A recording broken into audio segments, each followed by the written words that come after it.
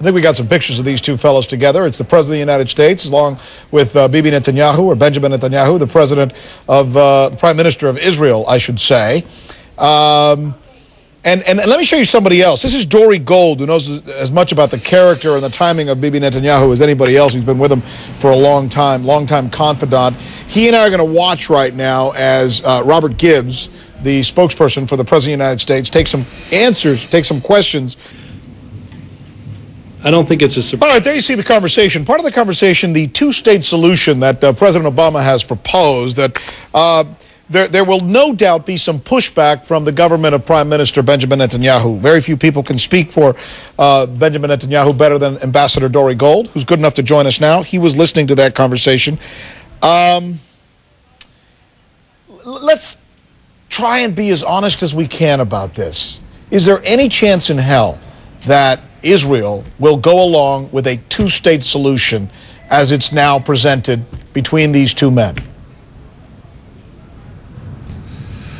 Well, I think there's a huge difference that I think everybody should be aware of between a situation like we have in Gaza, where Israel pulled out of the Gaza Strip unilaterally from every square inch of territory and got a Hamas state which is allied with Iran, whose operatives go train with the Revolutionary Guards outside of Tehran, and a situation where you have a peaceful Palestinian government emerging that recognizes the rights of the Jewish people to their own nation state, that teaches peace and wants to live peacefully with its Israeli neighbors. Yeah, but let's go back to the question, Ambassador. Will you allow a two-state solution where one country has autonomy, sovereignty, control of their own airspace, their ability to make their own military deals? You're not going to go for that. Well, what's clear is that every Israeli prime minister, from Yitzhak Rabin to Ariel Sharon to Shimon Peres, would never agree to a full-blown Palestinian state that could make a treaty with Iran and deploy Revolutionary Guards over Ben Gurion International Airport. You wouldn't agree to it either. Exactly. So what we need to do is... Right. Well, I was just going to say, if that's the case... Sit down with the Palestinians.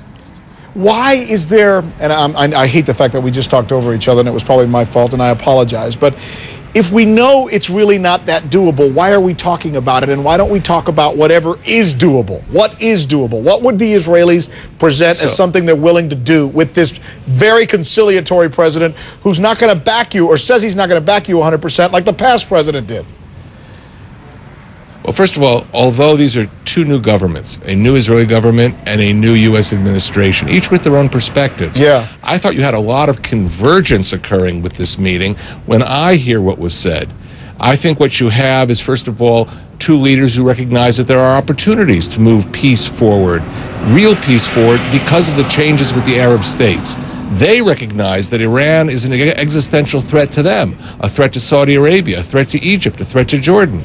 And therefore, they are beginning to converge with Israel, see things like we do. They're saying the Arab-Israel conflict isn't their main concern. Their main concern is Iran. Maybe we can build with them providing very important confidence-building measures for the Israeli-Palestinian dialogue.